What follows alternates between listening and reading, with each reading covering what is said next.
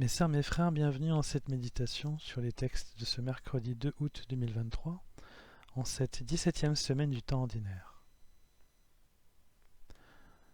Notre joie est complète.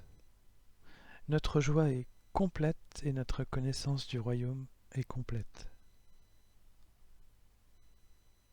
Nous avons vu hier que le royaume de Dieu est déjà présent et qu'il est la présence vivante de Jésus-Christ.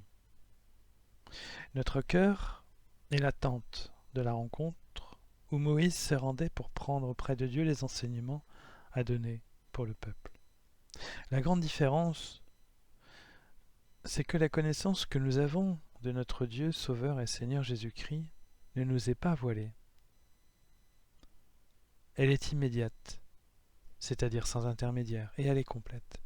Elle est immédiate car c'est de Dieu lui-même que nous tenons cette connaissance lorsque nous prions et que nous sommes avec lui.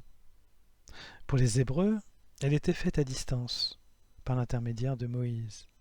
D'ailleurs, Moïse rayonnait tellement en redescendant le Sinaï, après 40 jours et obtenu une deuxième version des tables de la loi, que le peuple avait peur de ce rayonnement de joie, de ce rayonnement puissant et saint, et il se tenait à distance. C'est ce que dit l'Exode, le texte ce jour. Aaron et tous les fils d'Israël virent arriver Moïse. Son visage rayonnait. Comme il n'osait pas s'approcher, Moïse les appela. Aujourd'hui, nous n'avons pas peur de cette joie qui est en nous et qui vient de Dieu. Notre joie est complète, mais notre connaissance l'est tout autant. Moïse mettait un voile sur le rayonnement de son visage, non pas pour éviter de faire peur aux Hébreux, mais pour ne pas montrer que ce rayonnement s'estompait au bout d'un certain temps, comme le précise l'apôtre Paul dans une lecture qui n'est pas prévue dans les textes ce jour, lorsqu'il dit « Moïse mettait un voile sur son visage pour empêcher les fils d'Israël de voir la fin de ce rayonnement passager. » C'est dans la première lettre aux Corinthiens, chapitre 3, verset 13. Car dans la présence, l'enseignement et la relation entre Dieu et son peuple, il y avait une distance préjudiciable que Moïse comblait par cet artifice. Dès l'épisode du veau d'or, qui est juste avant, Moïse constatait que son peuple est un peuple à la nuque raide et prêt à oublier Dieu rapidement. Alors, pour ne compter que sur la parole qu'il va donner et éviter que le peuple ne soit sensible qu'aux choses spectaculaires, c'est-à-dire au rayonnement lumineux de son visage, et surtout à la diminution de son rayonnement, il se voile le visage à la fin de chacune de ses proclamations. C'est ce que dit le texte d'Exode de ce jour. Quand il eut fini de leur parler, il mit un voile sur son visage. Et lorsqu'il se présentait devant le Seigneur pour parler avec lui, il enlevait son voile, jusqu'à ce qu'il soit sorti. Alors il transmettait aux fils d'Israël les ordres qu'il avait reçus, et les fils d'Israël voyaient rayonner son visage. Puis il remettait le voile sur son visage jusqu'à ce qu'il rentre pour parler avec le Seigneur. Jésus-Christ nous donne la compréhension complète et immédiate de la loi qu'il incarne lui-même jusqu'à la mort. Alors que jusqu'à présent, la loi pure et sainte était comme voilée dans sa compréhension. Or, la loi est amour et représente l'amour de Dieu, l'amour fidèle et saint de Dieu pour nous qu'il a choisi pour être ses enfants. Par sa mort, Jésus nous rend Dieu présent définitivement à nos cœurs superficiels et changeants, comme les cœurs des Hébreux. Nous sommes pécheurs, comme les Hébreux, mais nous sommes relevés sans intermédiaire, sinon par Jésus-Christ lui-même. Nous sommes lavés, purifiés et saints par le sacrifice et la présence de Jésus-Christ en nous.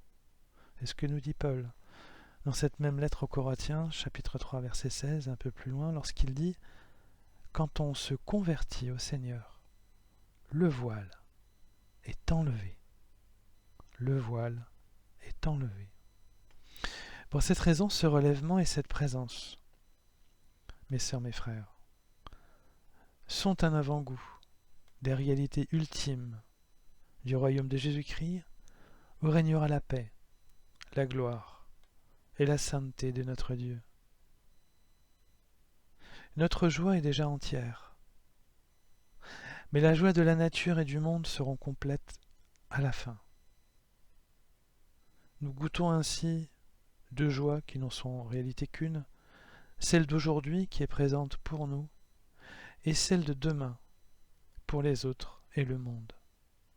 Ces deux joies nous permettent d'avancer et de témoigner de la joie une et entière d'avoir trouvé des perles fines, comme le dit l'Évangile de ce jour, et que nous montrons à tous.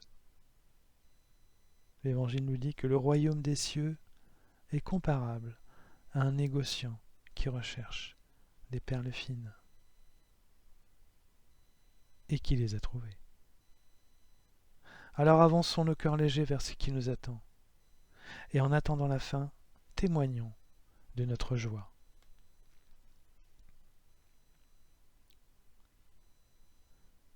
Mes sœurs, mes frères, après cet instant de méditation sur les textes de ce jour consacrés à la complétude de la joie et à notre connaissance complète du royaume, je nous invite à la prière.